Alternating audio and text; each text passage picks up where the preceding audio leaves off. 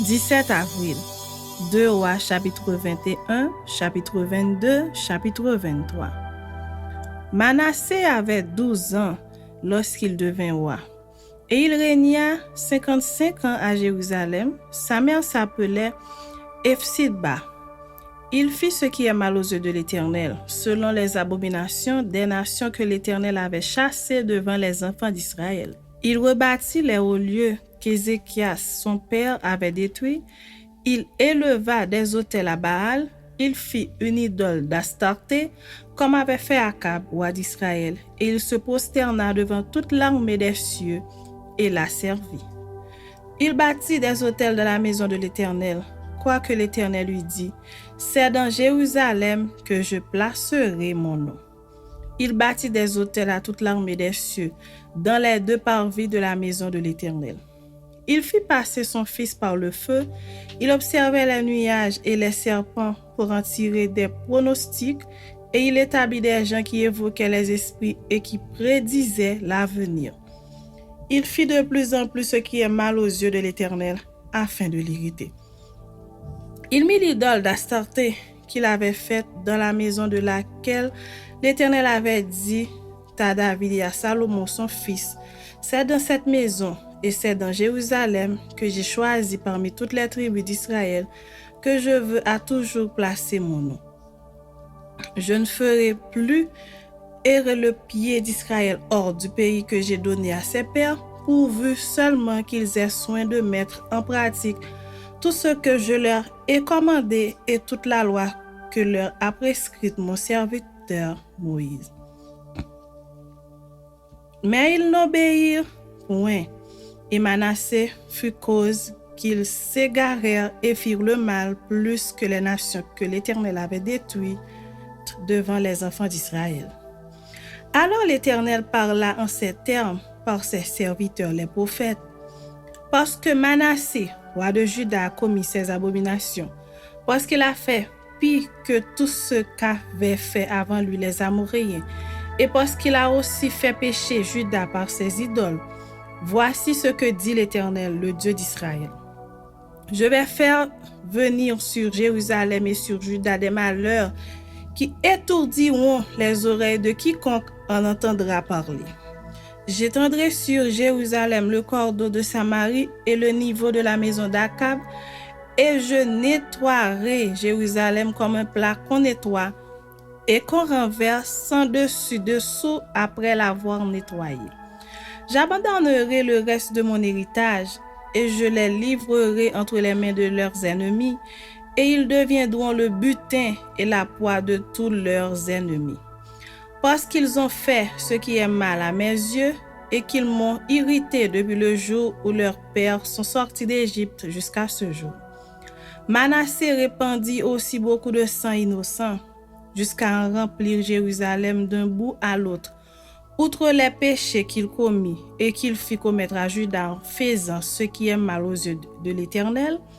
Le reste des actions de Manassé, tout ce qu'il a fait et les péchés auxquels il se livra, cela n'est-il pas écrit dans le livre des chroniques des rois de Juda? Manassé se coucha avec ses pères et il fut enterré dans le jardin de sa maison, dans le jardin d'Uza, et Amon, son fils, régna à sa place. Amon avait 22 ans lorsqu'il devint roi, et il régna 2 ans à Jérusalem. Sa mère s'appelait Meshulemet, fille de Haruts, de Jotba. Il fit ce qui est mal aux yeux de l'Éternel, comme avait fait Manassé son père. Il marcha dans toute la voie où avait marché son père. Il servit les idoles qu'avait servi son père, et il se prosterna devant elles. Il abandonna l'Éternel, le Dieu de ses pères, et il ne marcha point dans la voie de l'Éternel. Les serviteurs d'Amon conspirèrent contre lui et firent mourir le roi dans sa maison. Mais le peuple du pays frappa tous ceux qui avaient conspiré contre le roi Amon. Et le peuple du pays établit roi Josias, son fils, à sa place. Le reste des actions d'Amon et ce qu'il a fait, cela n'est-il pas écrit dans le livre des chroniques des rois de Juda? On l'enterra dans son sépulcre dans le jardin d'Uza, et Josias, son fils, régna à sa place. Chapitre 22.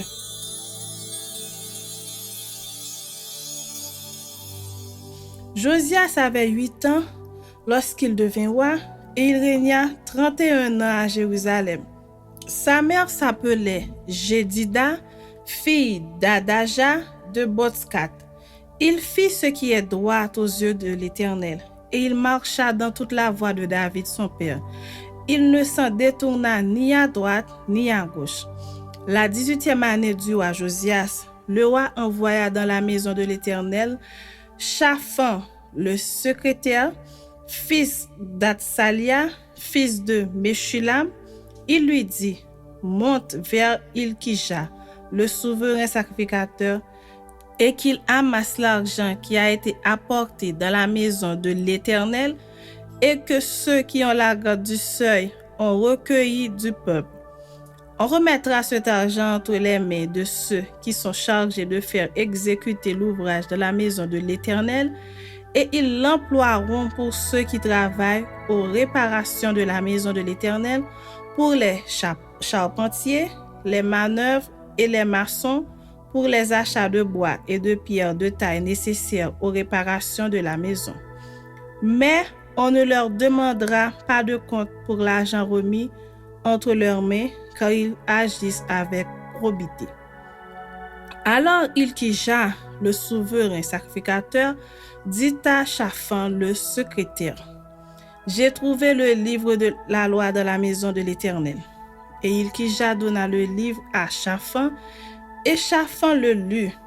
Puis Shaphan, le secrétaire, alla rendre compte au roi et dit: tes serviteurs ont amassé l'argent qui se trouvait dans la maison et l'ont remis entre les mains de ceux qui sont chargés de faire exécuter l'ouvrage dans la maison de l'Éternel. Shaphan, le secrétaire, dit encore au roi: le sacrificateur Ilkija m'a donné un livre, et Shaphan le lut devant le roi. Lorsque le roi entendit les paroles du livre de la loi, il déchira ses vêtements. Et le roi donna cet ordre au sacrificateur Ilkija, à Achikam, fils de Shaphan, à Akbor, fils de Miché, à Shaphan, le secrétaire, et à Asaja, serviteur du roi: allez, consultez l'Éternel pour moi, pour le peuple et pour tout Juda, au sujet des paroles de ce livre qu'on a trouvé. Car grande est la colère de l'Éternel qui s'est enflammée contre nous, parce que nos pères n'ont point obéi aux paroles de ce livre et n'ont point mis en pratique tout ce qui nous y est prescrit. Le sacrificateur Ilkija, Achikam, Akbor, Shaphan et Asaja allèrent auprès de la prophétesse Hulda, femme de Shallum, fils de Tikva, fils de Aras, gardien des vêtements. Elle habitait à Jérusalem, dans l'autre quartier de la ville. Après qu'ils eurent parlé, elle leur dit: ainsi parle l'Éternel, le Dieu d'Israël. Dites à l'homme qui vous a envoyé vers moi: ainsi parle l'Éternel. Voici, je vais faire venir des malheurs sur ce lieu et sur ses habitants, selon toutes les paroles du livre qu'a lu le roi de Juda. Parce qu'ils m'ont abandonné et qu'ils ont offert des parfums à d'autres dieux, afin de m'irriter par tous les ouvrages de leurs mains, ma colère s'est enflammée contre ce lieu, et elle ne s'éteindra point.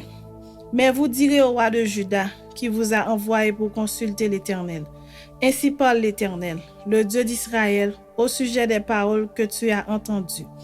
Parce que ton cœur a été touché, parce que tu t'es humilié devant l'Éternel en entendant ce que j'ai prononcé contre ce lieu et contre ses habitants, qui seront un objet d'épouvante et de malédiction, et parce que tu as déchiré tes vêtements et que tu as pleuré devant moi, moi aussi j'ai entendu, dit l'Éternel. C'est pourquoi, voici, je te recueillerai auprès de tes pères, tu seras recueilli en paix dans ton sépulcre, et tes yeux ne verront pas tous les malheurs que je ferai venir sur ce lieu. Ils rapportèrent au roi cette réponse. Chapitre 23.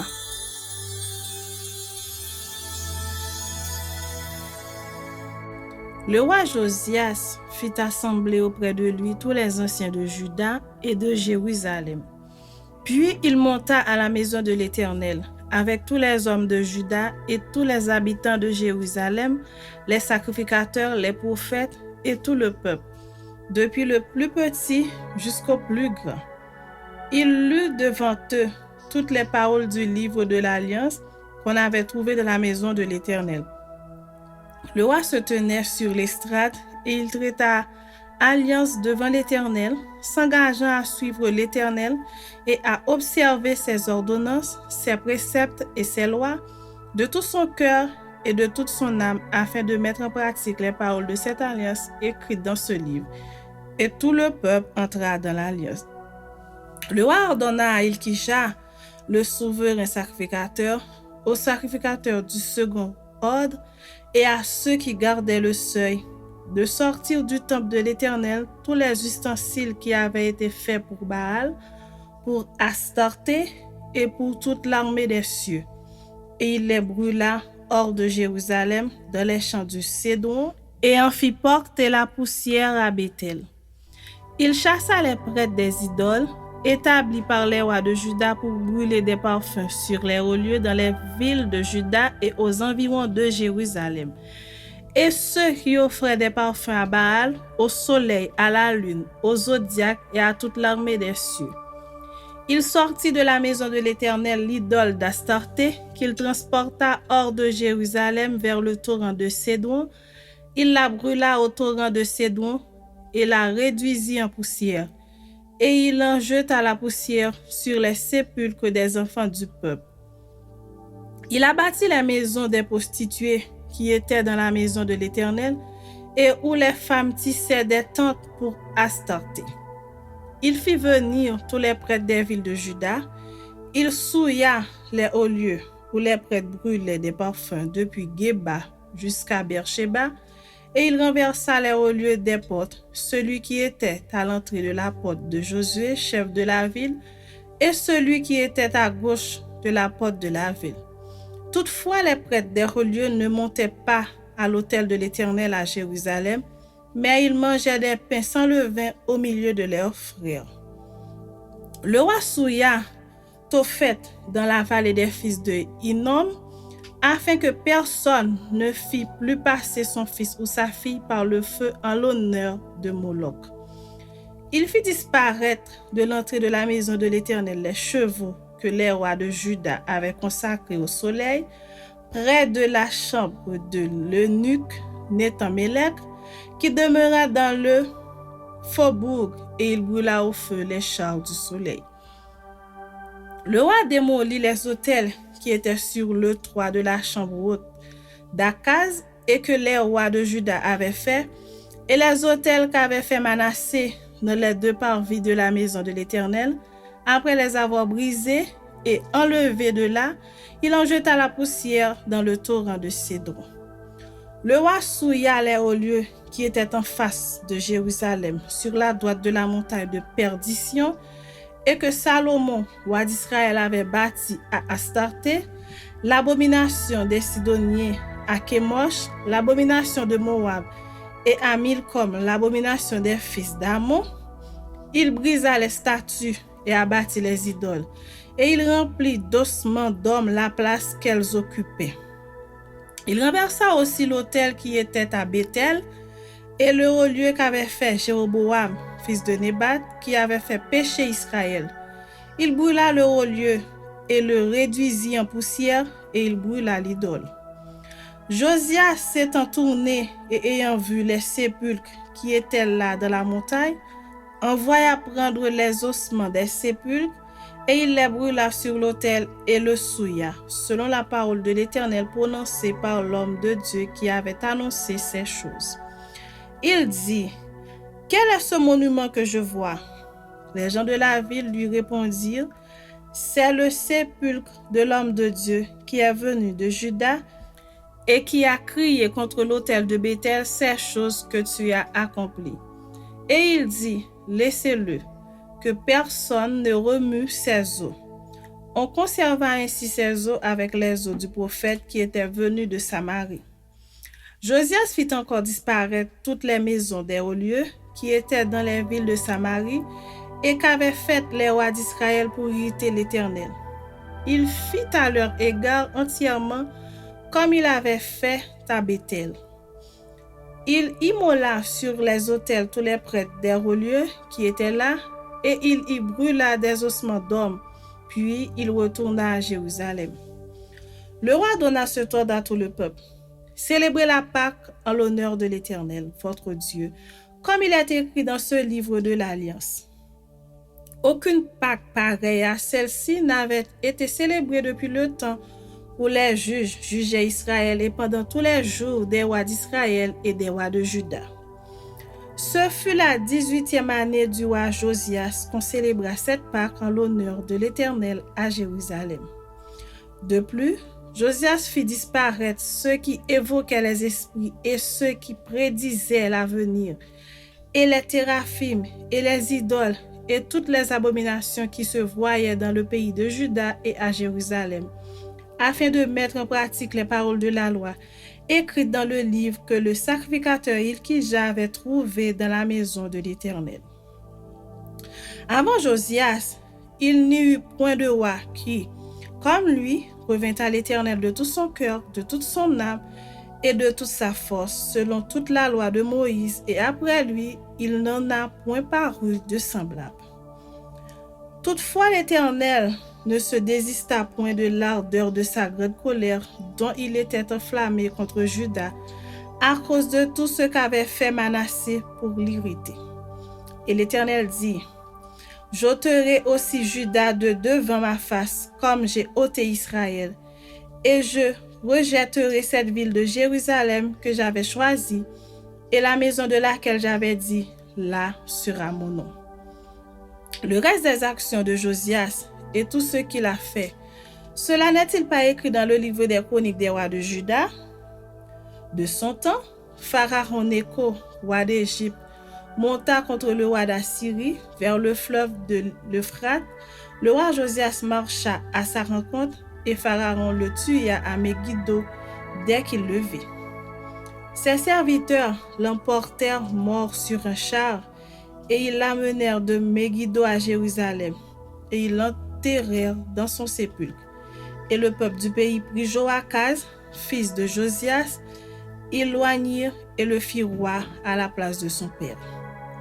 Joachaz avait 23 ans lorsqu'il devint roi, et il régna 3 mois à Jérusalem. Sa mère s'appelait Amutal, fille de Jérémie de Libna. Il fit ce qui est mal aux yeux de l'Éternel, entièrement comme avaient fait ses pères. Pharaon Nécho l'enchaîna à Ribla, dans le pays de Hamath, pour qu'il ne régnât plus à Jérusalem.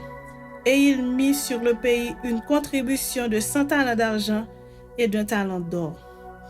Et Pharaon Nécho établit roi Eliakim, fils de Josias, à la place de Josias son père, et il changea son nom en celui de Joachim. Il prit Joachaz qui alla en Égypte et y mourut. Joachim donna à Pharaon l'argent et l'or, mais il taxa le pays pour fournir cet argent. D'après l'ordre de Pharaon, il détermina la part de chacun et exigea du peuple du pays l'argent et l'or qu'il devait livrer à Pharaon Nécho. Joachim avait 25 ans lorsqu'il devint roi et il régna 11 ans à Jérusalem. Sa mère s'appelait Zébuda, fille de Pédaja de Ruma. Il fit ce qui est mal aux yeux de l'Éternel, entièrement comme avaient fait ses pères.